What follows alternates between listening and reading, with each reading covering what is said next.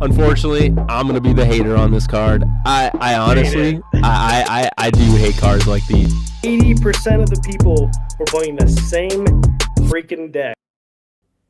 Welcome to WWB Ward Wide Broadcast. This is episode 47, guys, and I think we got the audio figured out. I know it was a big deal in the last one, Casey. I was quiet as a mouse, and you were definitely loud, so they all could hear all your great things you were saying, and couldn't hear what I was saying. So hopefully this time we've got that fixed, and we'll be able to hear both of our banter back and forth. So welcome back, Casey. Are you ready to talk about some Ward this week?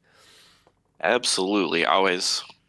Perfect. So let's start off with some tournament stuff. We have the Curious Crow, which is going to be on the 10th, which is a Saturday at 2 p.m. It's a crack pack, everyone's favorite. I'm pretty sure it's like mix of both. They still have Gen 1 starter packs and Gen 2 starter packs at Curious Crow. So for people participating in the tournament, they'll get their choice of pick of which one they want to play with. Again, the starter packs come with a 35 card decks, and so you have to take 5 cards out, but then you get to play with the rest of them.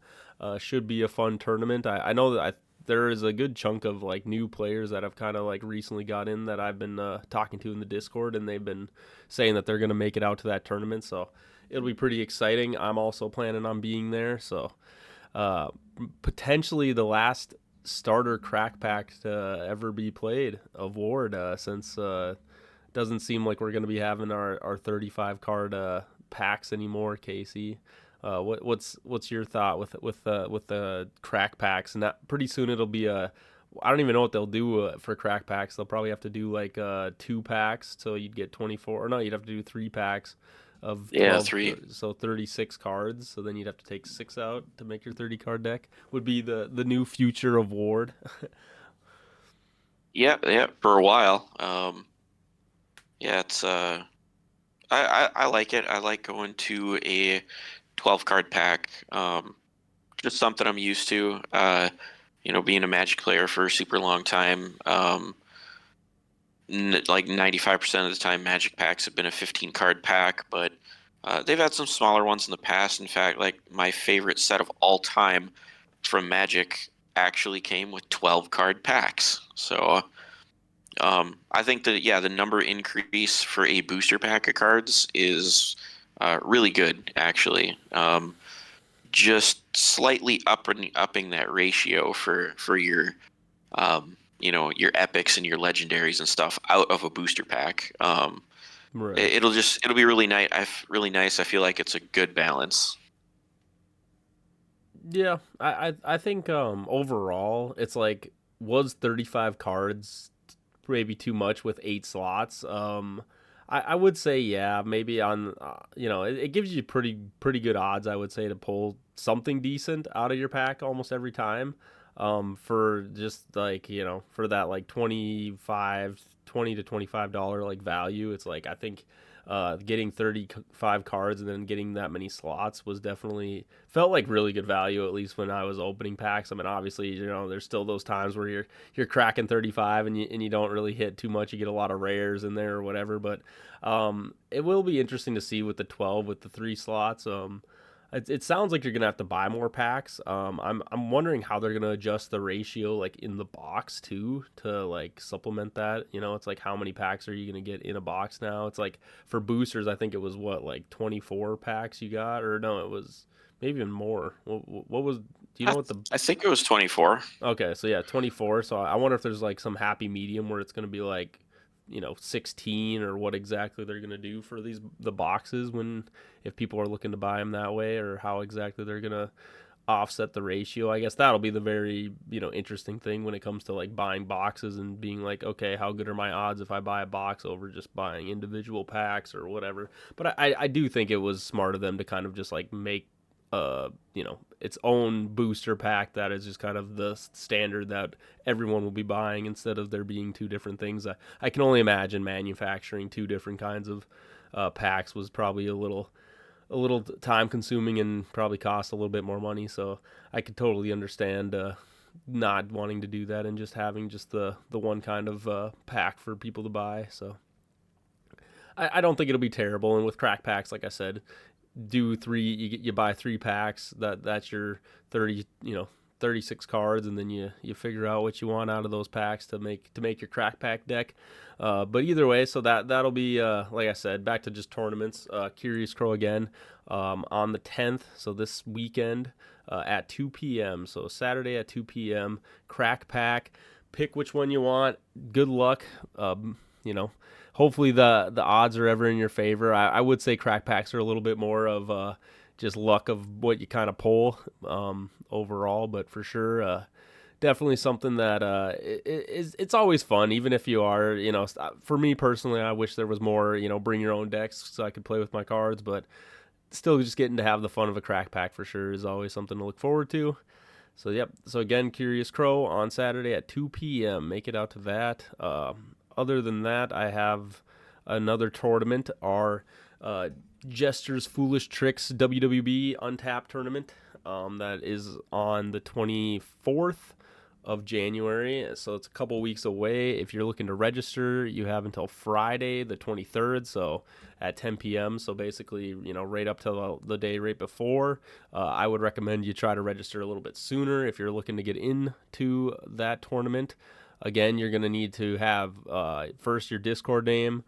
You're going to need to have your full name just so that for record keeping, the ward staff can, since it's a ranked tournament, to put you in the rankings, the ward rankings, you need to put your full name there. 2, also just have an untapped name. Plus, there's a $15 buy-in. $10 go to the prize pool. 5 is just for the fee to play. You have to have a picture of your deck that has to be a physical copy. You can't just not own the cards, even though we're playing on online.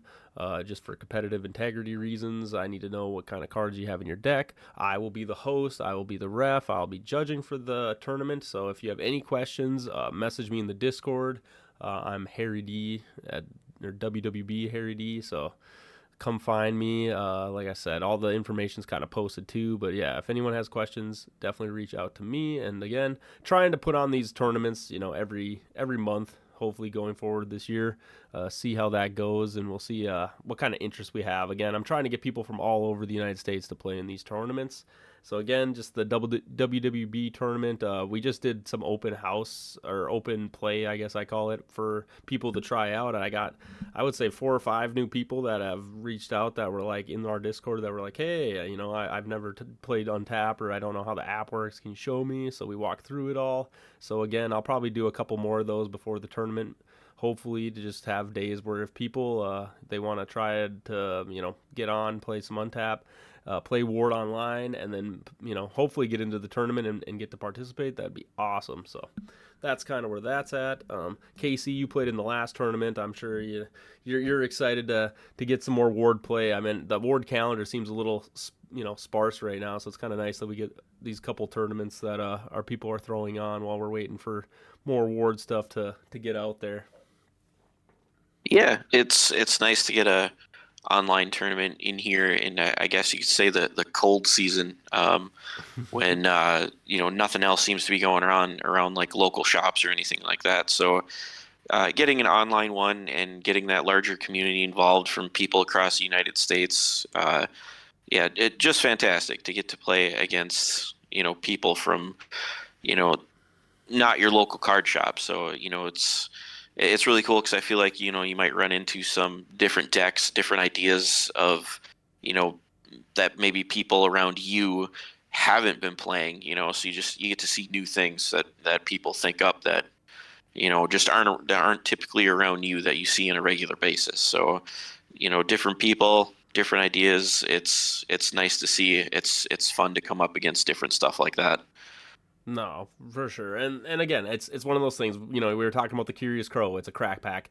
I love crack packs, but honestly, if I'm to put on tournaments, I think just bring your own deck, get people to play with their cards, even if it is on a virtual, way, but at least you're still using the cards that you've purchased and own, and you get to play with those cards and compete and see how well you can make your decks and function. It's like I like to promote that, bring your own deck style, just because, again, I think people that have invested a lot of time and money into this game, game, they should get to play with those cards that they put all that time to get. So I'm really looking forward for that tournament again. It will be on the 24th. It's a 3 p.m. this time. I'm trying to do it a little earlier. Hopefully we can kind of knock it all out in that one day. If it gets to a point where like the finals or whatever, a couple people, it's getting late and they just want to finish it up the next day, I'm sure whoever those people, the finalists or whatever, we can definitely figure something out for that. But I'm trying to get it all done on the 24th.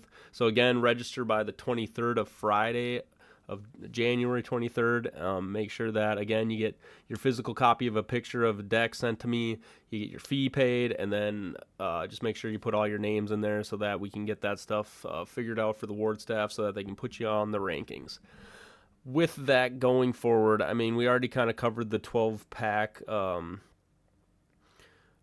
card packs. How do you feel, Casey, about just the fact that they have the 3 slots and now you're able to get potentially like 3 foils in your pack?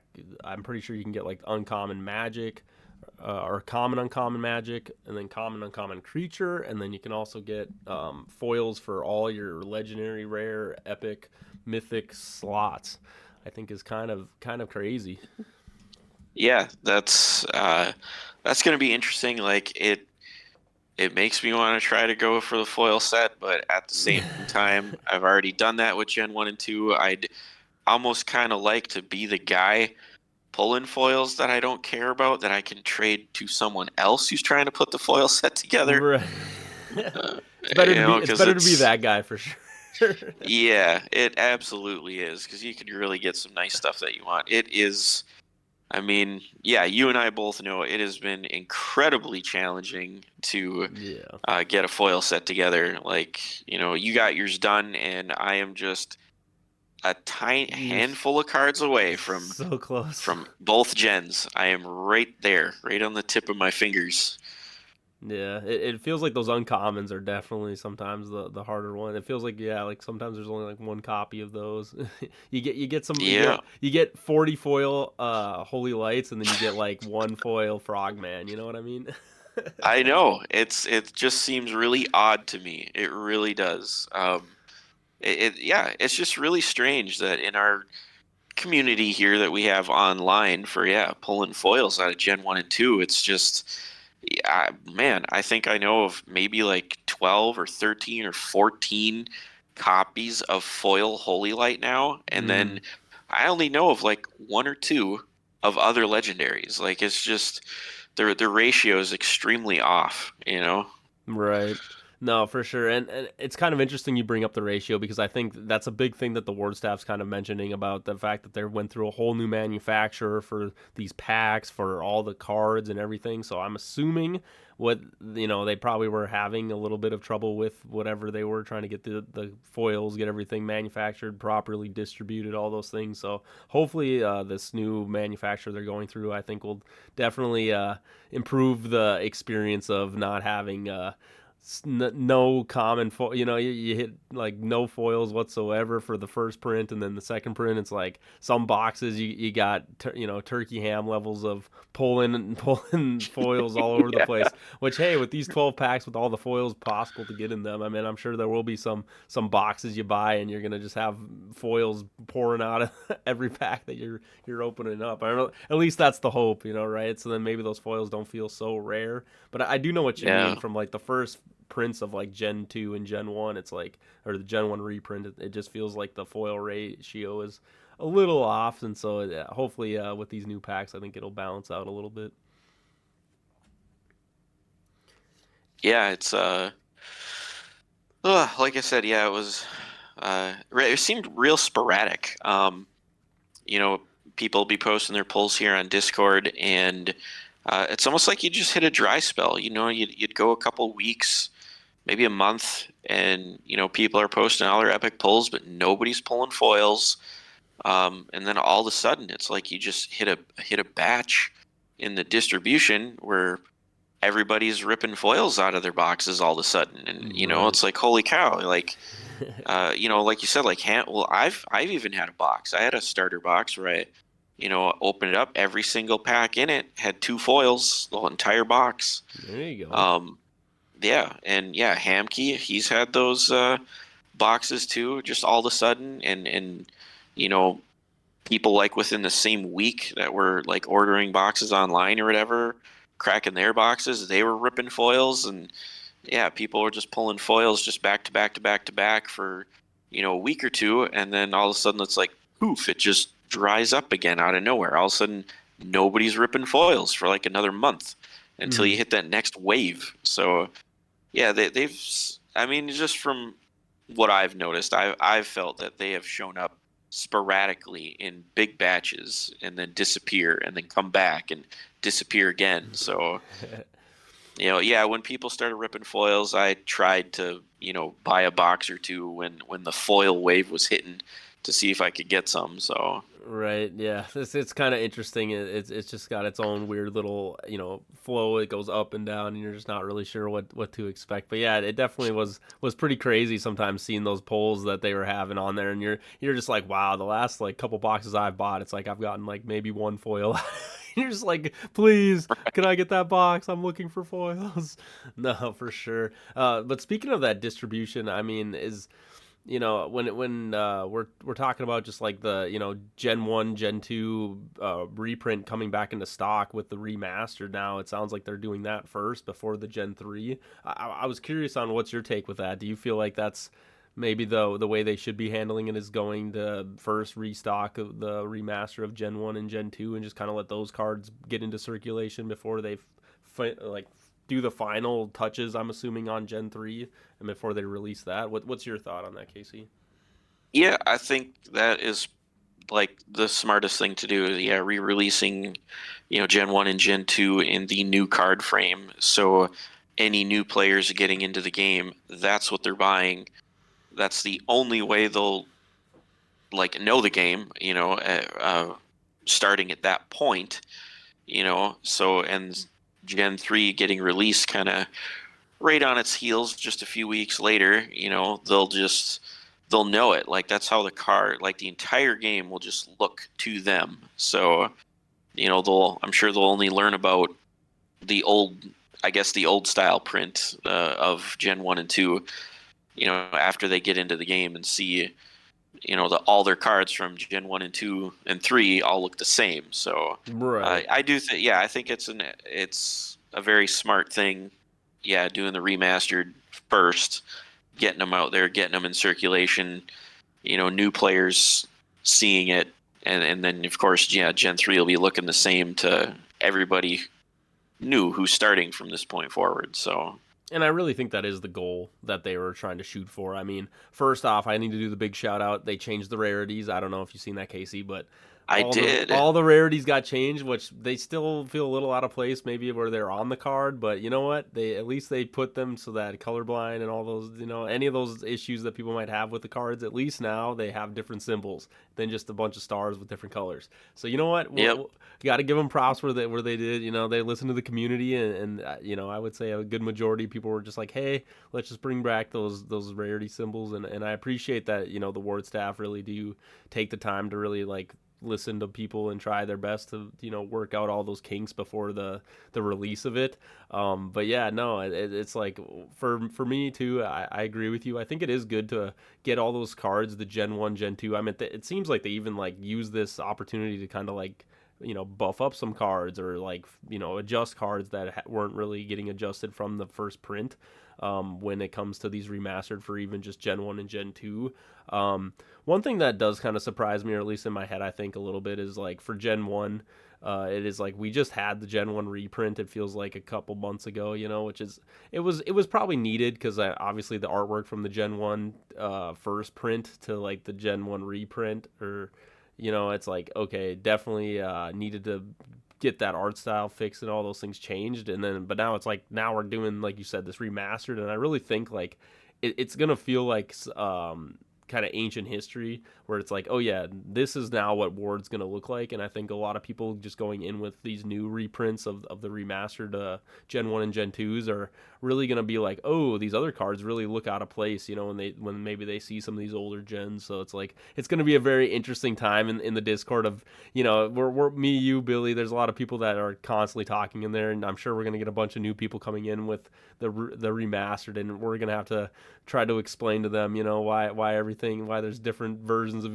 of all the cards. I can already see those comments, those questions being asked in the Discord.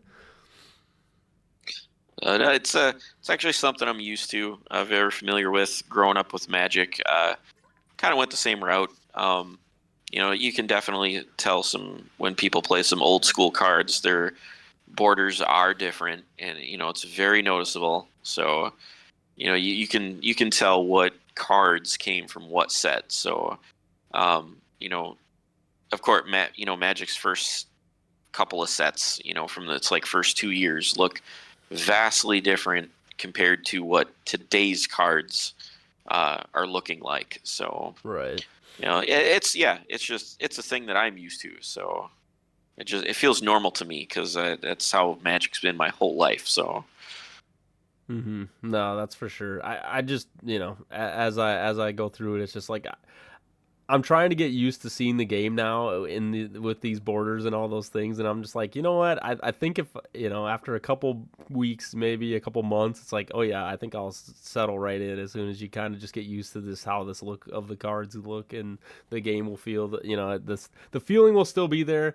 I think the images, as much as I feel like I criticize it a little bit, I think they still do pop pretty well, even with a lot of the stuff in front of the image that obviously in my mind, I was like, it's important information, but I definitely want that picture to be like front and centered on these cards. And I think overall, it's starting to feel normal to me, I guess I could say, with just the new. Keep looking at the remastered cards. It's like, oh yeah, like I can see Ward looking like this, and going forward, I'm hoping Gen 4, Gen 5, Gen 6, however many gens, they kind of just stick with this border for now. I really don't want them to like switch up the border every time, like you were saying. It's like we'll just have to see what Gen 4 and Gen 5 come with, when they come out. Obviously, we want to highlight Gen 3, but those are always thoughts in my mind too. It's like, let's please keep the cards all looking the same after this. Let's just move it forward. yeah, like I agree with them. Looking the same. I hope they stick with this design for the foreseeable future for quite some time. Just so their entire game looks the same. So no matter what set people are looking at, it's just identifiable. Like Right. people see them and they're just like, "Yep, that's Ward." That's what Ward cards look like. So yeah, I hope they stick with design. And yeah, like you said, I mean, everybody looks at a card, and there's just things that you like and don't like, for any card. Everybody's that way. I'm like that with Magic cards. I always have been, on how they designed things and whatever. And it's like, when you look at any card from any game, like, is everything on that card the way that you would personally design it? No, probably not. You'd be changing things, but it's yeah, Right. it's not our game. We just play it. So Mm-hmm. yeah, their card design, I'm happy with it. So Right. No, for sure. It's like I don't really think it's gonna affect me too much. I mean, to be honest with you, it's like as much as I love the artwork, I love all those things. It's like I am a pretty competitive, focused player. So like for me, it's like, hey, as long as I can read everything on the card and the image, I know what the card does, and all those things. It's like as long as all that's addressed, I'm pretty happy with no matter what. They could do a lot to those cards, and it would be like, all right, I myself am not very affected by it, I guess. But it's like I do understand like what you're saying. It's just like having that consistency, I think, is just important for the game to just grow and be like, hey, this is Ward. Everybody knows what this looks like, and we just keep this very consistent so that there isn't too much confusion. Because I will say one thing that I think the Ward's community might or sometimes has a problem with is when there just is, it feels like a lot of confusion and they just don't really know what's going on, and it's just like, I think in any community that can cause a lot of problems. So I do want to again just shout out to the Ward staff. I feel like they're pretty transparent when it comes to these changes, and I think for most times they're usually listening to the feedback they're getting, and they're really trying their hardest to like give the product that it's like it matches what the Ward community is looking for. And so I think they did a really good job with this reprint or like the remastered, I guess you could say, and like I just can't wait till I'm able to crack one of these packs and just kind of see what these new cards, just the feel of them, the look of them, and all that stuff. It's gonna be a kind of a fun New Year's thing to do, with the new cards and the new packs and like I said, going forward, crack packs, just seeing how this adjusts those formats and things, I think will be really cool too. So I'm pretty excited for the new 12 card packs and just the remasters in general. I'm sure it'll be one of those things, Casey. It's like we invested quite a bit in the Gen 1 and Gen 2 like before this, so I'm curious. Is your plan to crack open a lot of these remastered Gen 1 Gen 2s, or are you just kind of holding out till Gen 3? I'm just kind of holding out till Gen 3. That's fair enough. I can So understand. any remastered stuff I get probably just come from a crack pack or a draft that I go to, and that's what you're buying to play it. So Hmm. Yeah, I will go out of my way to trade for a remastered Holy Light, though. I'll tell you that. Hey, if I crack one of those, I'll be coming right to you. Hey, take the remastered. Sounds good. Sounds good. Casey's just gonna have every version of Holy Light. He's like one. He's That's the like hope. he's like one day it'll come off the limited list, and I can run 3 copies, and you'll have all three versions of Holy Light in your deck. There, Yep. that's the dream right there. For Yep. sure. Speaking of your famous Holy Light, I thought since I have you on, Casey, I wanted to do some Casey combos.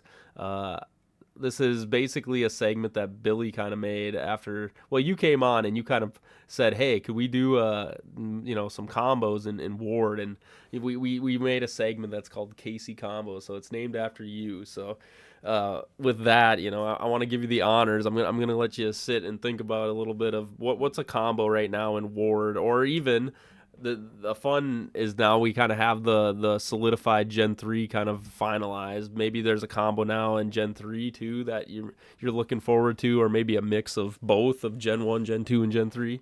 But think about a combo that you're kind of excited for that I think we could talk to people and just kind of let them know some cool combos that are in Ward, because I think a lot of people when they first get into Ward, they're like, oh, this is very simplistic. It's like I play magic, I attack, you rebuttal, and then it's like that's kind of what people kind of think about when it's like Ward. They don't, I feel like they don't think there's a lot of depth, but I think there are a lot of cool combos in the game that definitely can be shown to people. So what did you want to go first, or you want me to shoot out a combo that I have? No, I can go first. I got one that I was thinking about here recently. Let's see. What guy? I gotta find the right guy. I think it's this guy. It is. Okay. So we have a new card in Gen 3 coming. Orc Berserker. Ooh. Um, armor 4, speed 8, hit point 60, 2 dice plus 3 modifier. But where the combo comes in is his ability. So it says if this card is killed, instead you heal it to 5 hit points. So that just guarantees that he's not going to die from the killing blow that hits him. He'll heal back to 5 hit points. So where the combo comes in is after he takes that death blow and heals to 5, drop a bio regeneration on him. It's guaranteed playable bio regeneration on this guy. So heal him back to 35 health, and you're going to be doubling his dice rolls. So it's those doubling those dice rolls is a big result sometimes. So Right. I feel like it's kind of cool that this is kind of the first card where It's like built in. bio regen is guaranteed to go on him. So Right. It's like a built-in combo because it's like he himself sets it up for himself. Yeah, that's really cool. yeah, Like you said, I think that a lot of people will be looking towards that. I have been talking to some new players, and they definitely when they build their decks, because I try not to give them too much input when they first start. They, like I said, I've been talking to a lot of people that have been trying to get into Untap and play online, and a lot of them, yeah, when they first play them, I always see them with bioregens in their decks, and you're just like, people really like that card, and I'm sure they'll be looking forward to try to get ways to play it. And it sounds like Orc Berserker will just be the greatest way to get not only bioregen, but then also just to add to the combo, you just put other Orc cards with it. I mean, there's going to be tons of supporting Orc cards in this set that can definitely just keep enhancing that Orc even more, and just buffing him up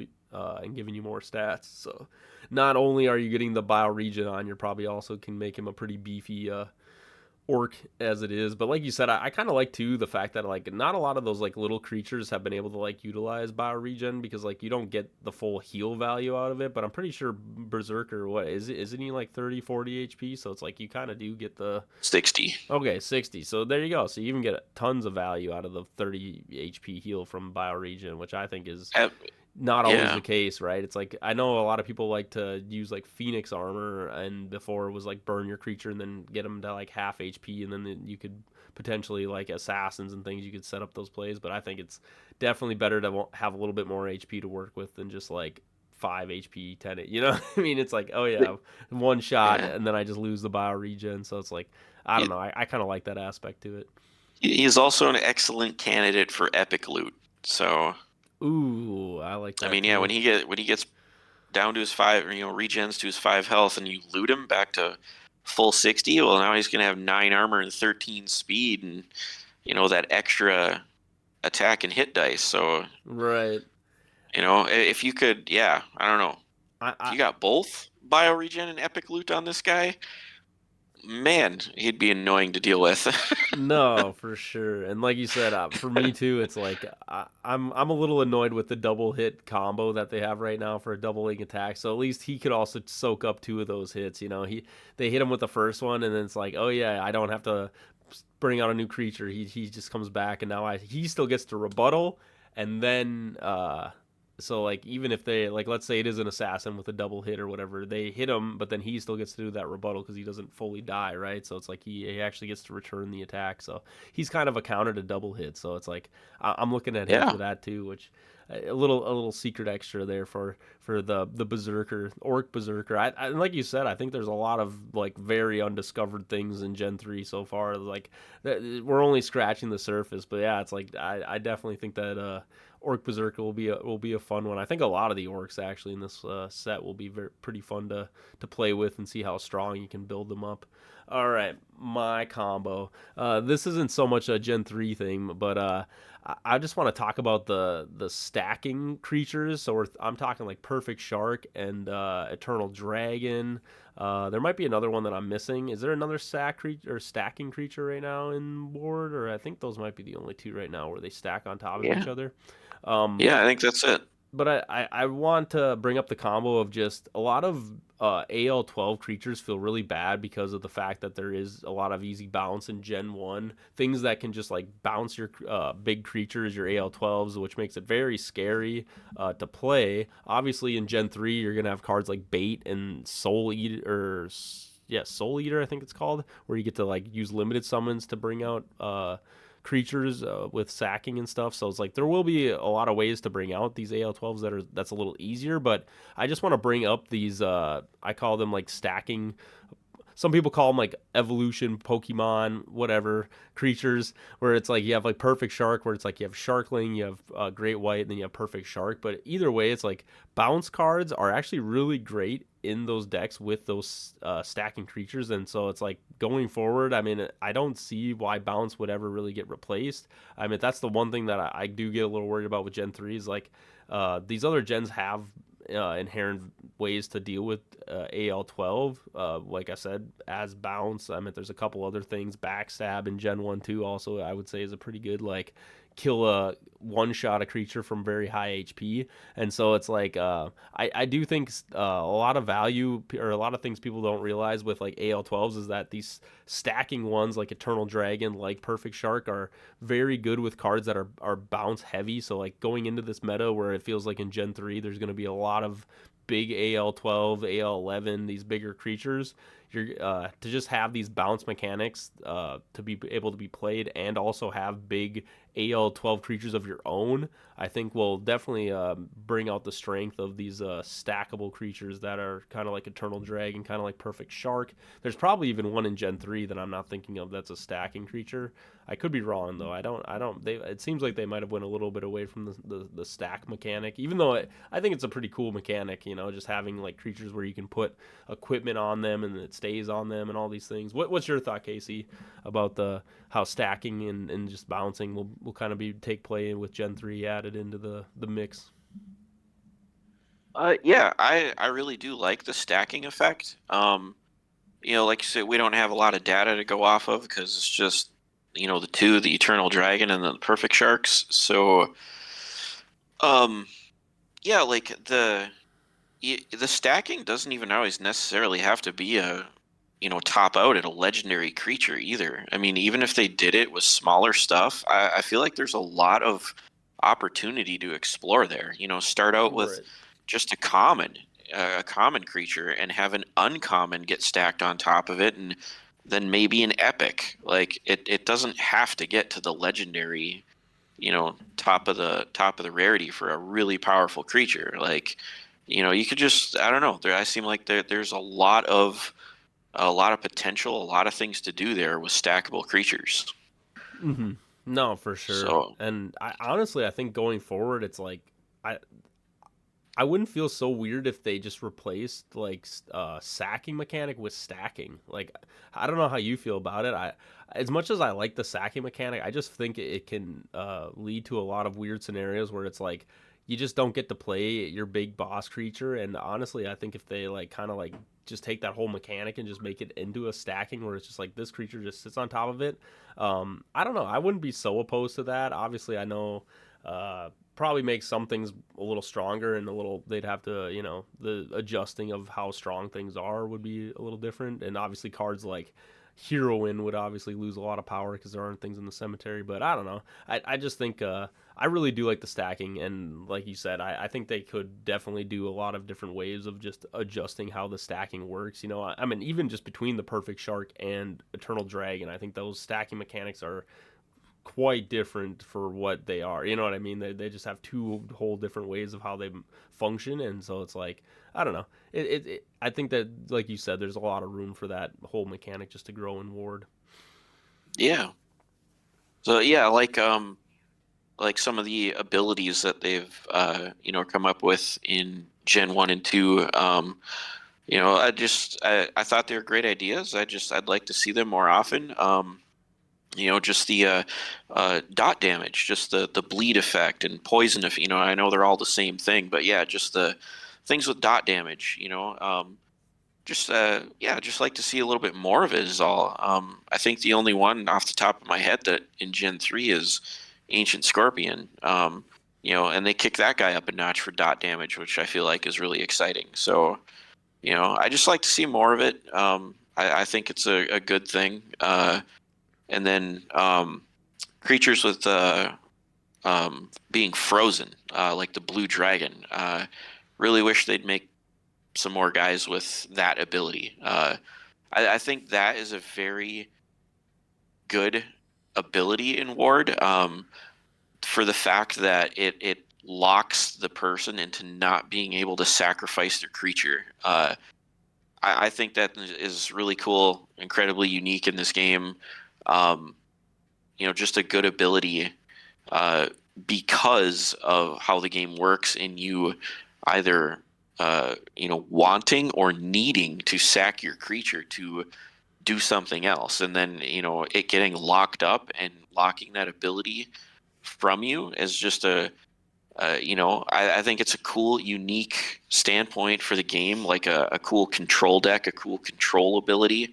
Right. Um, I've won a couple of games with Blue Dragon, just having kind of like two or three turns in a row where I've gotten the frozen lock on my opponent and they couldn't sacrifice their creature. It just sat there and died, and it locked them out from being able to sack their guy to play a bigger one. So I love the card like Winter's Chill and Icy Breath, like those magic cards that add to the frozen mechanic. So it's just I really love the mechanic, and I just hope to see more of it in the future.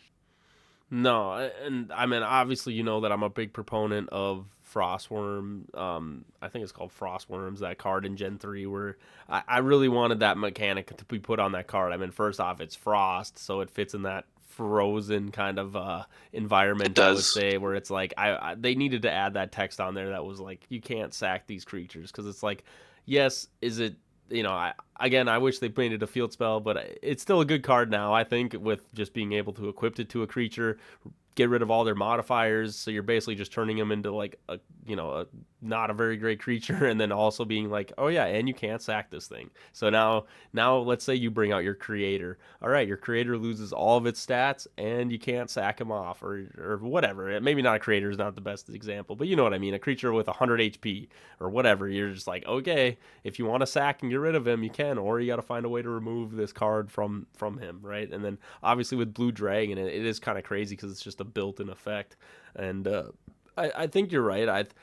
I want there to be a little more nuance maybe to those effects. Like I don't want them to just be when you hit the creature, this automatically freezes them. I kind of wish it was like a buildup of like, okay, if 2 times in a row you hit them, now they're like frozen and they can't. You know what I mean? It's like I don't know. I sometimes I feel like you got to be a little careful with like how oppressive the if every hit it just freezes and freezes and free it. Those cards I will say definitely become pretty annoying, especially in crack pack formats or things where it's just like some people are just like, dude, like I wish that this was not so oppressive, where it's like I literally am just frozen for half of the game or whatever the hell the scenario is. So it's like, yeah, I hear you. I think it is a really fun mechanic. I really do like that they put that text onto frozen like abilities, but definitely, yeah, you got to be careful about how you go about using it. I think for sure. Yeah, yeah, absolutely. Hmm. It's, But no, I definitely like those combos. Like you said, I think there will be a lot of combos built in with just like control freezing decks. I do think right now Ward does have a lot of these control cards. I mean, like I said, I always talk about like the blanket effects where it's just like, oh, you can't play magic. Oh, you can't do this kind of thing. It's just like, I don't know.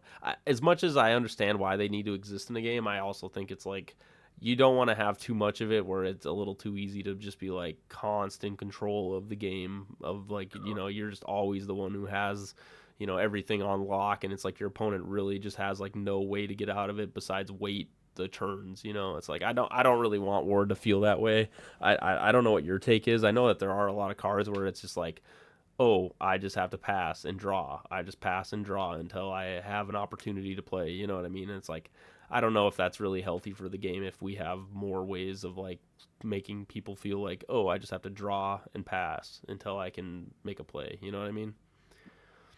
yeah, is yeah, a couple of those cards like that. Your Silence from the Grave, your Cosmic Negation, Irresistible Love, all those Mm-hmm. things shutting off magic for multiple turns.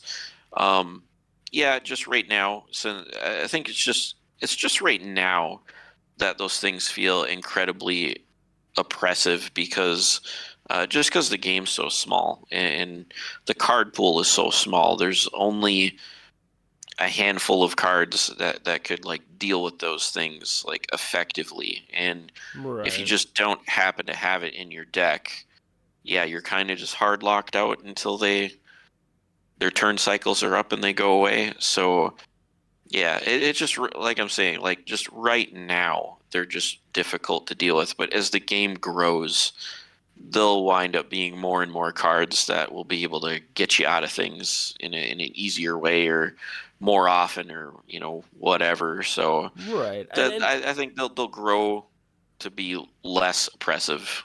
no, yeah, I agree. And honestly, like if I'm to be honest, like Irresistible Love, like you said, I think I really liked that there was ways to counter it, even if it was like, oh, you need a creature effect or whatever to get around it. I still think that it's like the game could have a healthy state with cards like that. It's more when you, like you said, you get to Cosmic Negations, you get to Sounds from the Graves, where it's just like 2 turn cycles, you have no creature effects, you have no magic, you have no, it's just like, how much do we really need one card to do, right? It's like, should one card do all that? Yes, I get it. There's a cost. It's, well, at least for um, Silence from the Grave, you have to discard a card, but it's like, I don't know. And in my head, it's like these are just cards that it's like I could really see people just being very turned off by, where it's like, oh yeah, like I just don't want to play the game because this card exists in the game. You know, it's just like, I think you're right. As these gens kind of move forward, I think there will just be things that maybe outpace it or just like make it kind of not feel as great, or a little obsolete. And so it's like, yeah, I'm kind of curious for you too. I mean, something I've noticed with like Gen 3 is like it seems like they're kind of getting a little bit away from like negation card, like complete negation. Again, I think about Gen 1 and Gen 2. It was like Gen 1, you have Blade in the Dark, right? You have Mysterious Door, you have what's another, you have Goblin Tricks. It's like there was like tons of ways to negate magic, right? And then it's like even in Gen 2 you had Haunted Tree, and then you had Melody of the Deep and Scroll of Silence. And it's like now in Gen 3 it's like, okay, you have Sasquatch, you have what, that's kind of it for like I mean, there might be one other negation I'm thinking I might be missing that's like a rare. I can't really recall, but you know what I mean? It's like it definitely feels like they're trying to get away from like being able to fully negate your opponent, which again, if I'm someone to talk about the way that I would like Ward to be played, it's cards like Hell Have No Fury, where it's like, here, this does a cool thing for me, but it affects my opponent, but I don't get like amazing crazy value off of it. You know what I mean? And so it's like I think they're that is like the sweet spot of where I think Ward will definitely thrive. And I feel like Gen 3, they really took that advice, because it's like there's cards like Cybernetic Upgrade, there's cards like that Last Hit Hero, or whatever that name of that card is. You know what I mean? It's like things like that where again, it's like they're fun. They got a little bit of a silliness to them, where it's just like, I go to attack you, and now you play this Cybernetic Upgrade, and now you get 30 damage on me if I have no way to stop it. Like that's the kind of stuff that I want in Ward. As silly as it might sound, I mean, some of those cards look a little goofy, but it's like I would rather have that than it just be, all right, I have a deck of 12 negations, and you're going to have to go through all 12 of these. Like, and I'm basically going to have one in my hand every time. You know what I mean? So it's like, how do you feel about that? I feel like I kind of like the direction with Ward that they're going. It's like, you don't really need these, like, hard negation cards. Yeah, like it it just the sets balance out, like I guess, like all together. Just like you said, a lot of negate cards in Gen 1 and Gen 2. So, does Gen 3 need it? Kind of my opinion, not really. No, it doesn't. So it'll be a little bit of a unique experience playing Gen 3 on its own, since there's not really any negates to it. But when they're all mixed together, like I feel like it'll be great, because we already have enough negates. We don't need a truckload more of them. So Right. yeah, I like it that there's not like 3 or 4 or 5 different negate options just in the set. So it'll be, I think Gen 3 is going to be really fun playing the crack packs or drafts on its own. Just because you're gonna play your cards, and they're gonna go. Right, and there's no irresistible love. There's none of that. Like that's the thing about Gen 3 too. It's like they definitely, I think, realize it's like, all right, we don't have Foggy Night, we don't have these things that can kind of hinder a lot of decks, and like I kind of like that free feeling of like, okay, yes, like now there isn't really like these big like things that can just like kind of like shift the game into just like a very set style. But I still do like the fact that it's like, here, now you kind of have to figure out your style. Now you have to figure out, or would you rather go flash spells? Would you rather go powerful equipment? Would you rather go, right? It's like there's just feels like there's more options potentially now, because there aren't mechanics like bouncing, like recursion. Really, it's like you really have to. I think it will be kind of a fun little period to see how people kind of adjust their play and be like, oh, this is how I used to play, and it's like maybe now that there's no Scroll of Silence and I can't be hard negated in Gen 3. It's like how do I decide to play? You know what I mean? It's like, as much as I know Billy's a big fan of it, and I get why Scroll of Silence is a good card to put in the game. I do kind of like the fact that it's like there's not a guarantee, because like as much as the guarantees are nice, and I get it for competitive play, you kind of want guarantees, but it's like it's kind of nice to just be like, here, sometimes I don't need to fear a scroll of silence to when I do my play, right? It's like I don't have to fear these shutdown things that like could totally just ruin my whole turn that I'm trying to like make and play. So I don't know. For me at least personally, I like the openness of just like every kind of play style is kind of available, it feels like in Gen 3, and I'm really excited to see how people kind of, utilize those things. Yeah, I like the fact that you're saying there's no bounce mechanics. There's I like that too. Just because you're gonna get out there and the creatures have to be dealt with by fighting one another, and that's I don't know, that's kind of the whole point of this game is having your creatures battle one another, rather than just I got my big guy out and just I'll bounce him off the field. Like I feel it just feels a little lackluster, like nothing happened. You just kind of got penalized for playing your big armor guy. Mm, So not having bounce cards there, not having cards that lock you out from playing Magic, because I mean, yeah, something like all those cards that lock you out from playing Magic feel really bad when you're on the other end of it, because I feel like 80% of this game is playing your Magic cards. I mean, you get your creature out and right. you're just supporting it with nothing but Magic stuff. So when you Cosmic Negation and just shut Magic off for a couple turns, you kind of just stare at one another and do nothing because you shut the game off. Right.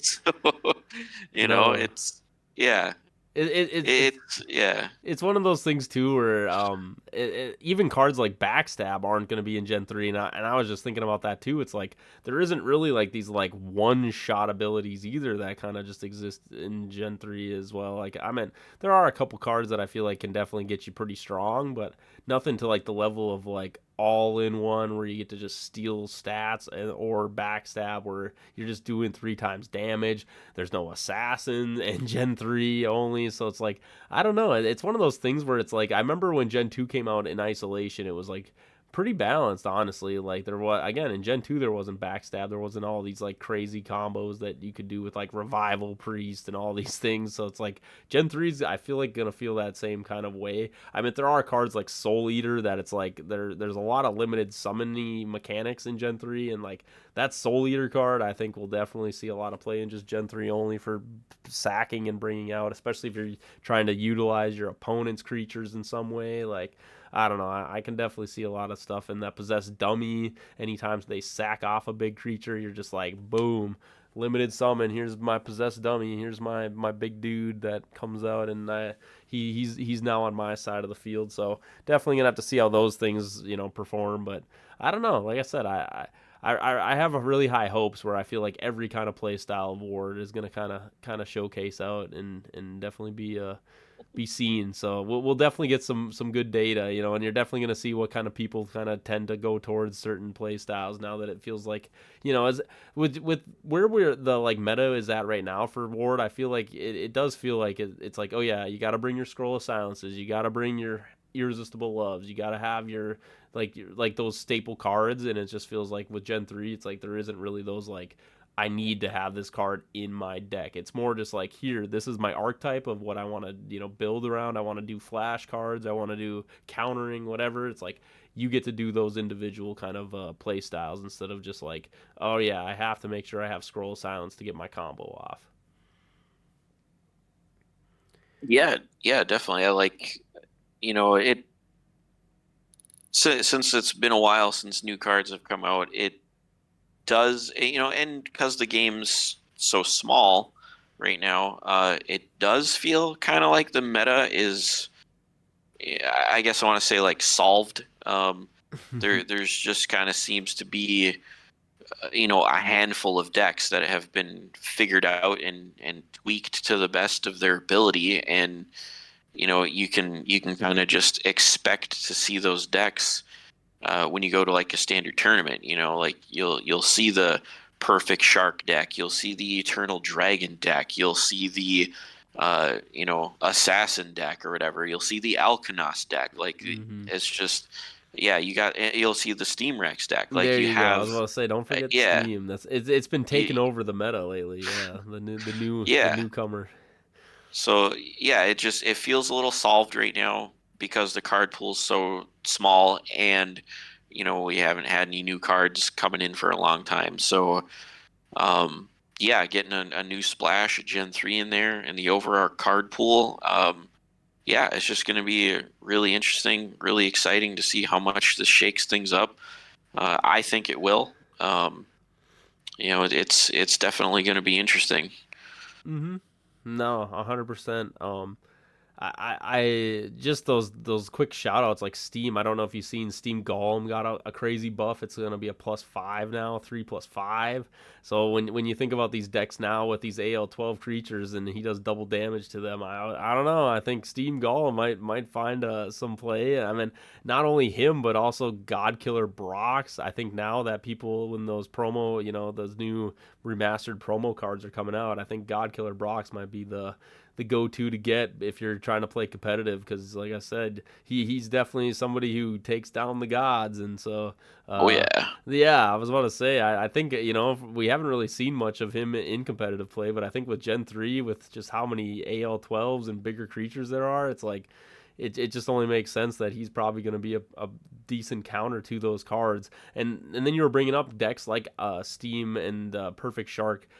Dude, I've been playing new players, and I swear, for some reason, they all just gravitate towards those like non-effect creatures and those things, and they're just playing Iron Range. And I've been trying to have my goofy little like creature effect decks, and it's just like, dude, Iron Range. I swear, it's like if you don't have a way to get rid of it, it's sometimes you're just like, man, alive. I just none of my stuff works, and you're just like, I just feel so useless right now. So it's like, yeah, dude, like it's kind of weird with Gen 3 too. It feels like there's not a ton of creature negation, so it's like I don't know. We'll have to see how all that plays out. But oh my goodness, I did not know how oppressive that card is because I feel like when Gen 2 was first released, there wasn't like too many crazy creature effects that you were like, let me just negate. But it's just like holy moly, yeah, I can't stand that card anymore.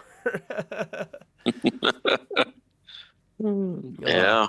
but with that, Casey, I think we're getting over to our final thoughts. Wrapping up the show here for episode 47 of WWB. I just have a quick thing. Again, a shout out. I did a giveaway a couple episodes ago. We had Chandler on. Me and Billy were talking to him, and it was during our holiday, so I'm just gonna shout it out again. One more week. If you go into that episode, it's episode 45, I believe. It was 2 episodes ago.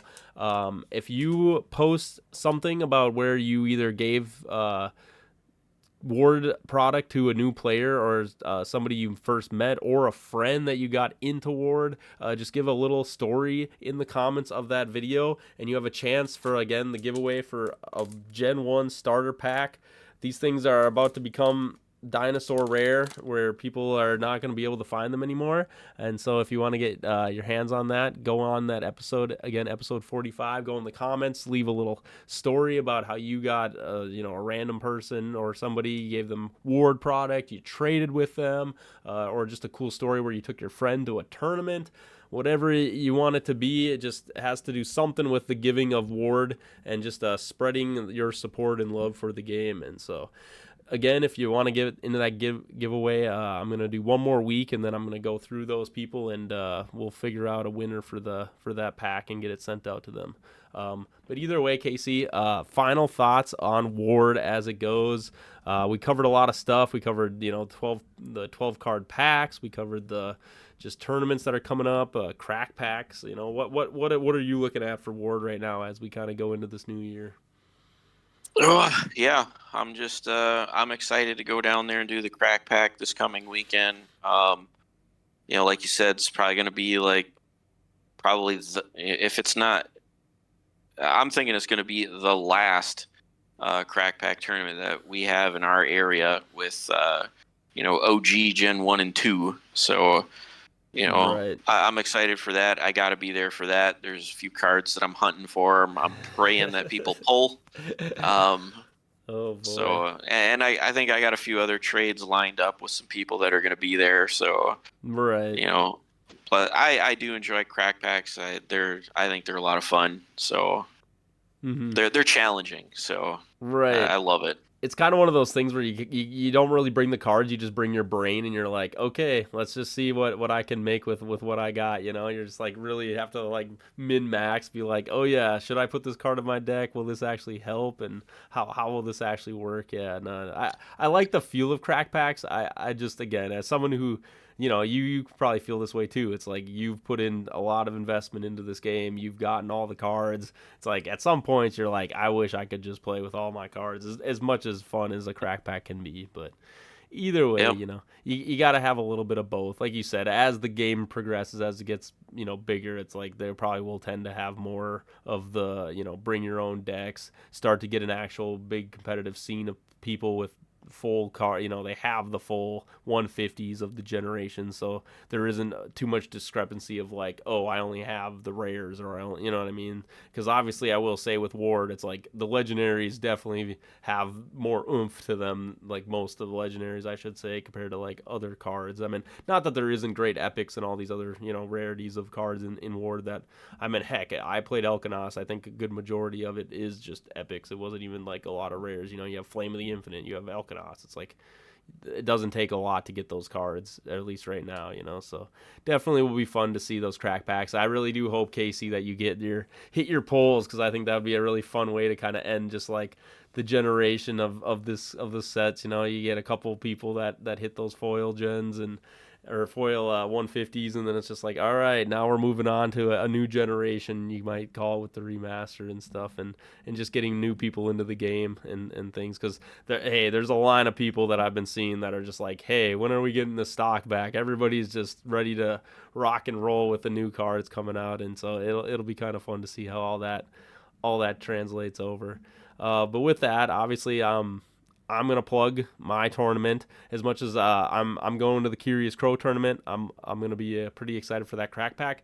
Again, on the 24th of January at 3 p.m. we're having the Jester's Foolish Tricks WWB Untapped tournament. It's a mouthful, but it's gonna be a fun one. Again, just getting everybody involved. Make sure you guys register. Get onto that. I'll keep promoting it in the Discord. I'll probably be posting stuff all over social medias, just trying to get things. If you have any questions, if you're watching this on YouTube, go in the comments.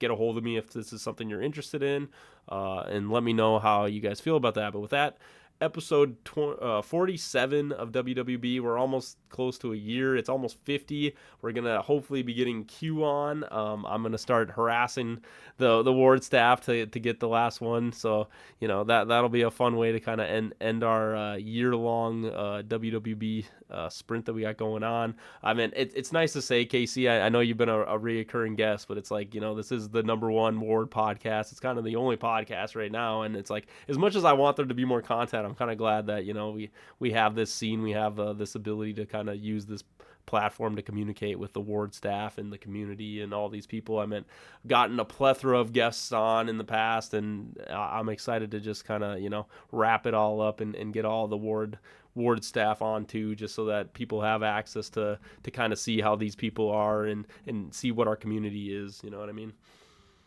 Yeah. But with that, you guys have a great night, and we'll see you next week.